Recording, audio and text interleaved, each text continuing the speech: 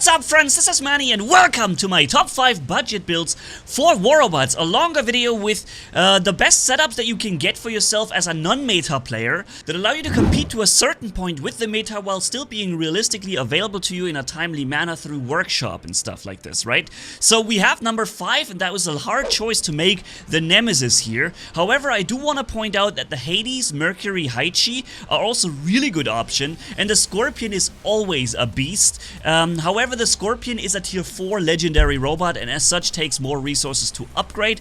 The others are tier 3 and therefore really good suited for the list of a budget build, okay? A little bit of a general information and disclaimer about this video. For the sake of variety, I'm choosing different weapons in these builds, although we know that certain weapons typically are better than other weapons. So please don't get hung up on the weapon setups that I'm showing in these individual builds. I'm just trying to provide you a nice viewing experience for seeing different things in action. Of course, there are certain things like Havoc weapon category extremely good as brawlers, while for example Pulsar would make a good sniper setup on the Nemesis if you try to stay far away from it. And if you do have newer weapons available, they tend to be better, of course. The Shatter would be absolutely brutal, and the ultimate weapons will be completely overpowered.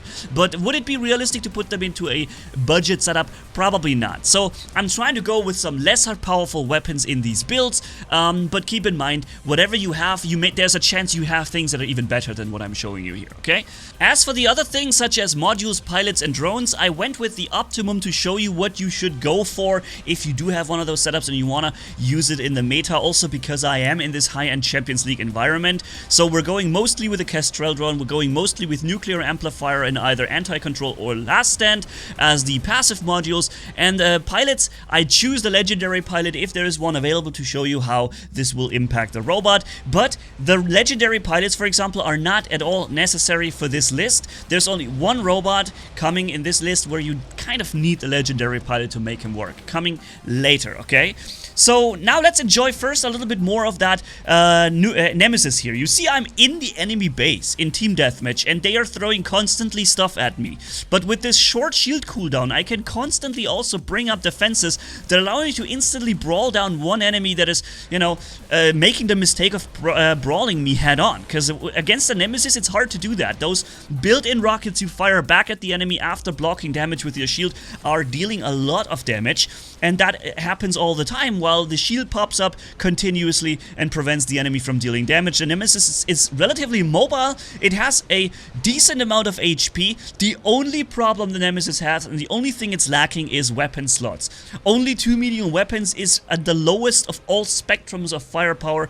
It is the same firepower a Rogatka has, and that means a lot. Of course, these built-in weapons compensate a bit for it, but don't be fooled, they're not representing even a single weapon slot overall. So you are really low on the end of firepower. That's why the weapons that you equip to the Nemesis make a big difference, and anything newer on it would make this thing help a lot. Number 4 would be the Harpy or Sirens, and this is actually a legendary robot too, so upgrading those will take a little more resources, but they are actually realistically obtainable now, and they actually are insanely powerful. We're running the Yang Li legendary pilot here so we can shield break shields, but it's not necessary. The only thing you really need as a pilot skill is the Deft Survivor or / Clever Survivor skill that gives you a second ability charge when your robot reaches 50%. That means it's almost impossible to kill your Harpy or Siren without getting you at least 2 times your ability. And that makes a huge difference because it's a no-brainer how much more powerful it makes your robot with a single pilot skill. Whether it's a legendary pilot or not doesn't make a difference for that. And I'm using also a very popular setup that used to be the meta, but it's no longer the case, the Razdor and Smuta. These homing bullets are absolutely brutal on the Harpy because it allows you to pretty much hit any target anywhere. And remember that the ability of the Harpy and Siren allows you to fly 100 meters forward, shoot from there from relative safety with your reflector, and then you can at will teleport back to where you came from. So you have a 500 meter range weapon in this case, and you can actually realistically have 600 meters weapons range when you combine it with your ability, which of course you're always going to do. The ability cooldown is very short and the protection in the air very good. And you're throwing a lot of damage back at your attacker who's trying to shoot you while you're in your ability. Of course you have to be afraid of the usual Reaper Creeper, but who doesn't, right? Because this thing just shoots right through your defenses, and that's why running phase shift is a very good idea on the Harpy and Siren. It allows you to shift through things like a firing Reaper Creeper, or to also safely teleport back, because your defenses end at the moment you begin to teleport back, and that leaves you vulnerable for 2 seconds. So you can either phase shift through that time and safely teleport back, or you can have the legendary pilot that gives you a stealth rather than the shield break for the time when your ability ends. That is also a very interesting legendary pilot. Both of them are very well suited for the playstyle of Harpy and Siren, even today. Additionally, remember that these both robots also have a built-in rocket that they fire when they start their ability and you shoot for the first time. The Harpy will have a super powerful firestorm created on the location of the rocket. That, in my opinion, is the best one, because when you have multiple enemies standing in close location on a beacon, for example, you will fill up the bump meter of all of them, and when it triggers, each bump effect will affect the other standing nearby, and it does a ridiculous amount of chain damage within a group of enemies. The Siren, however, has a snowstorm, basically with a larger radius that affects enemies, slows them down, and allows you to deal 20% more weapon damage for a time while they're frozen. However, it takes a little bit of time to fill that up, and typically you're already near your ability by the time, you know, it triggered. So the Harpy, in my opinion, has the better ability. And also there's a difference between Siren and Harpy, how much damage they throw back and how much blocking damage they have. I believe the Harpy blocks more damage and throws less back, while the Siren blocks less damage altogether, is therefore a little more vulnerable during its ability, but it throws more of the damage also back to the enemy. And again, also here, in my opinion, Harpy is the better choice. And yeah, so what a wonderful number 4 in my opinion on this list. I'm sure many of you guys will agree that the Harpy is still today really dangerous, and it runs very well also with the hazard, so these triple shot plasma weapons and many other weapon combinations. Even Redeemer and Magnums would work relatively well on it, but try to stay at 500-600 meters range, so that would be the best weapon option here. Now, number 3, and I'm sure you're not surprised to see that, is the Ravena, although it is again also a legendary robot, but it is one that is also really well obtainable by now, and it is a secret wonder worker. Seriously, this thing can brawl through the most powerful meta setups in the game when you run the right weapons on it and you have a decent playstyle. That thing is absolutely brutal. With this, there is no meta robot in the game that can simply steamroll a Ravena. It's not possible. The invincibilities granted through its Transcendence ability is absolutely crazy. You can combine it with even further phase shifts, or you run healing instead or something like this. And the firepower with 3 medium weapons is high. The hit point pool is great. The mobility is wonderful, and that ability that it has cannot be countered. There's no counter to phase shift or Transcendence in the game so far, and that is a good thing, and I'm hoping that Pixonic will never bring one, because the Ravena is really this secret boss that has always been powerful, and that any robot, even the most powerful up-to-date meta robots, have always had to be afraid of, or at least very careful with, because a well-played Ravena always kicks your butt. And as such, I think this thing needs to be in the list, although I already featured this robot plenty of times in other videos where I've shown you similar gameplay and similar freaking dominance with it. Because you get absolute insane power with this robot, and it doesn't have to be max level in order to work well, because it works with its ability of the shifting, right? The pilot Arnulf Poe, or whatever his name is, he gives you a third ability charge, also making it more powerful, of course, more flexible. Definitely very well advised to get you that legendary pilot if you have the option to, but the Ravena also works without, and yeah, it's just a great robot. Seriously, man, this is one of those investments that that is not very high, and it pays off extremely well. Every upgrade in that Ravena is going to be well spent, and as such, I think it's a great robot for the list of a budget setup for you here.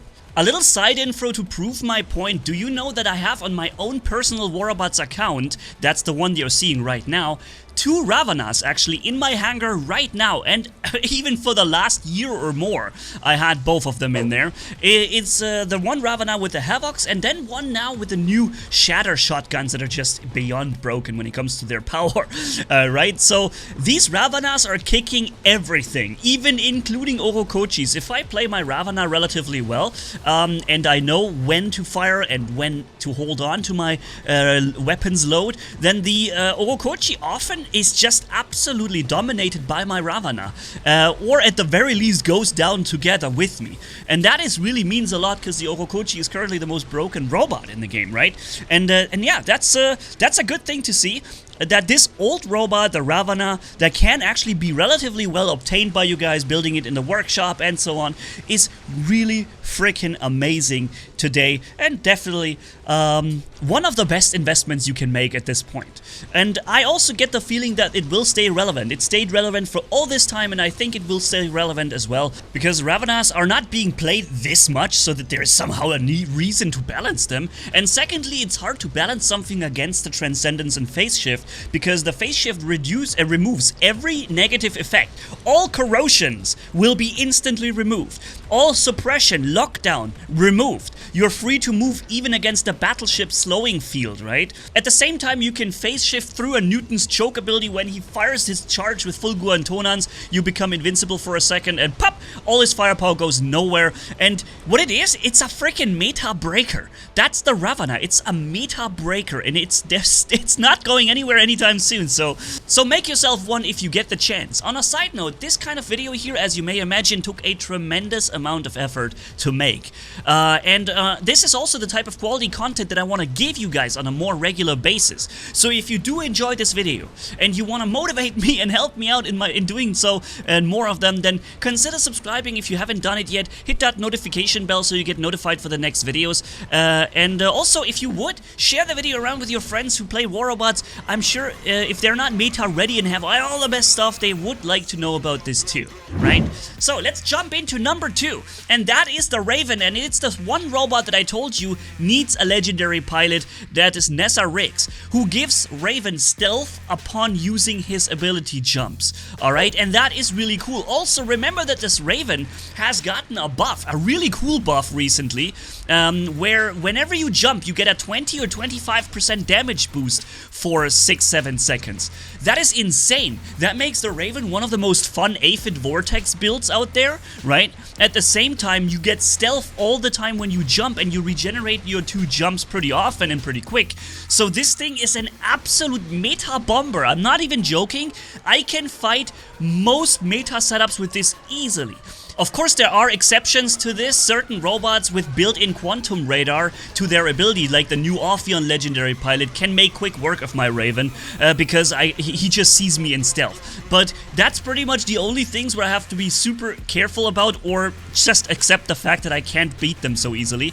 But even then, the Raven has a high mobility, high hit point pool, and high firepower, so even then you can fight back pretty well.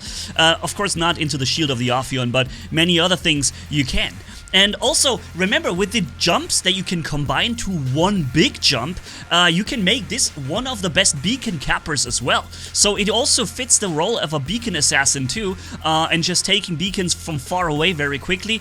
Extremely nice to play. This thing is fun to play, very flexible, and immensely powerful. Something that can beat pretty much anything, except for a few exceptions. Yeah, and also, the pilot skill Clever Survivor is highly advised. You don't need a legendary pilot for it, and you don't even need to level that pilot skill. You just need to have that skill, and it gives you another ability charge at 50% of your robot. So you fight with someone, you use 1 stealth, you get dropped to 50%, and pop, you have another charge back for you, and you basically have 3 or 4 charges during one fight. And that basically is an instant win for you, especially when the enemy can't see through stealth. And even here, Okochi bounces me back. I just jump back forward to him and beat him there. And also, the weapon combination I chose here is very interesting. It's Spark and Scourge that never miss even fast robots, but of course they require a lot of skill when it comes to not losing targets by insta-switching at the right time. Also remember that certain weapons kind of require an additional pilot skill to even become functional, such as these weapons, where I have to reduce the lock-on time by 75%. Unfortunately though, I love Spark and Scourge, and I love the sound, the visuals, and the style of these weapons, so I just chose to bring this here as a gameplay. There are many weapons that work much better than this. Pretty much anything that's more up to date than these old geezers will work better, but I still have the hopes that Pixonic can recognize that and bring themselves to buffing these old lockdown weapons by removing the lockdown altogether, either this or by allowing a weapon category pilot skill added to all weapons with lock-on that basically just removes the lock-on feature and makes them fire like Fulgur and Tonans or like Sting, for example, with an auto-aim, but without the time to lock on to them. Would be awesome because these weapons are underperforming even if you take this lock-on out of the equation, so it would really fit well into the game. And also, like I said, for variety's sakes, I gave you this gameplay here.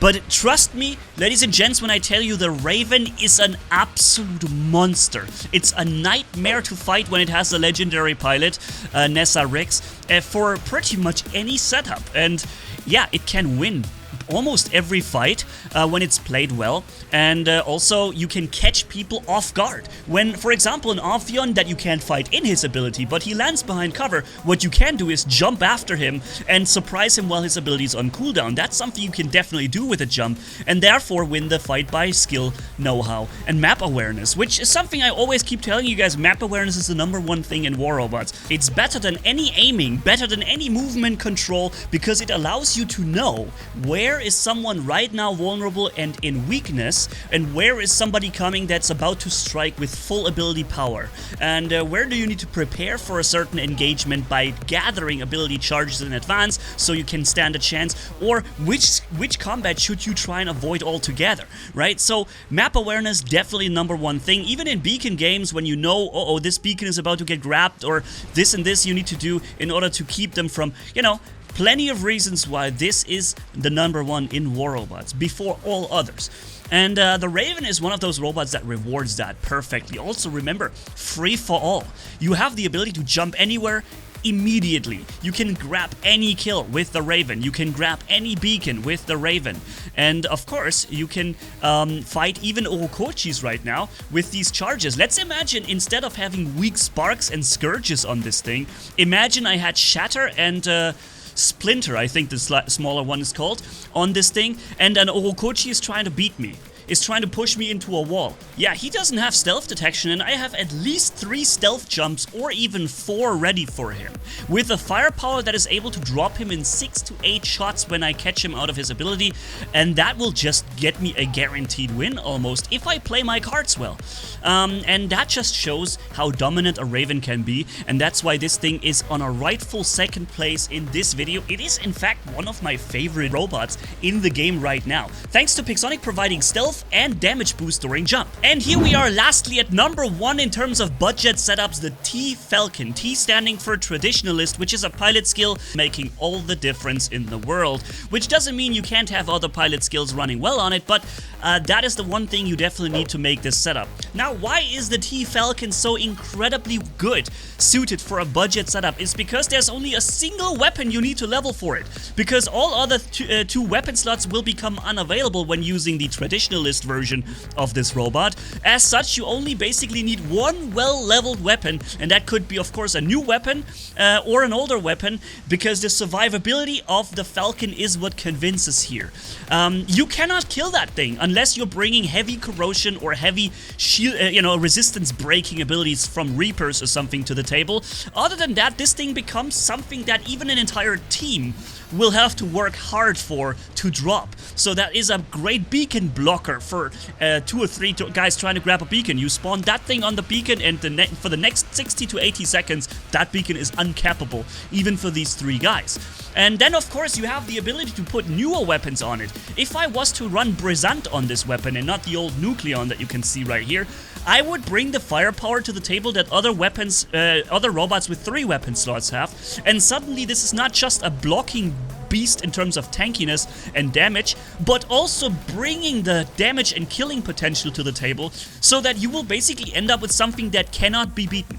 You have something that can only be destroyed by things that are able to go through resistance, and this with a robot that is a tier 3 robot. You can build it in the workshop, it's cheap and easy to upgrade, and with this T-Pilot skill, it is just a nightmare to fight.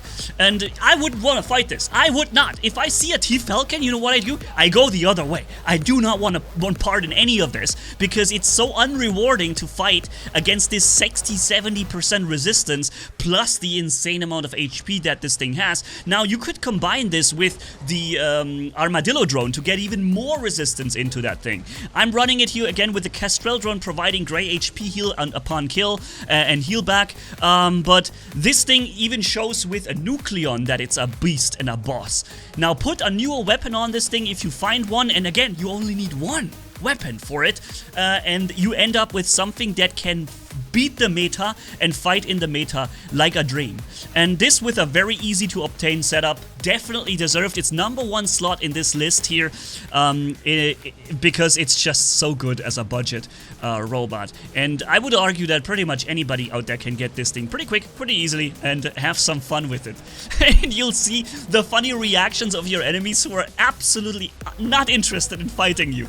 They will turn away from you, they will just fight anything, but please not that. Oh god, it's like a freaking Skyros ball that can shoot you while in ball mode, you know? Imagine how annoying a Skyros is, but this thing is similar while shooting you. Now, it's freaking insane. Everybody hates Falcons to shoot at, but running that is a real joy. So yeah, I think it's a great choice for this #1. What do you think? Do you disagree or agree with this list? Do you have improvements to be made? Let me know, ladies and gentlemen. And again, thank you for watching, and if you haven't yet subscribed to the channel, I would really appreciate it. See you in the next videos, my friends, and have a great weekend too. Bye-bye.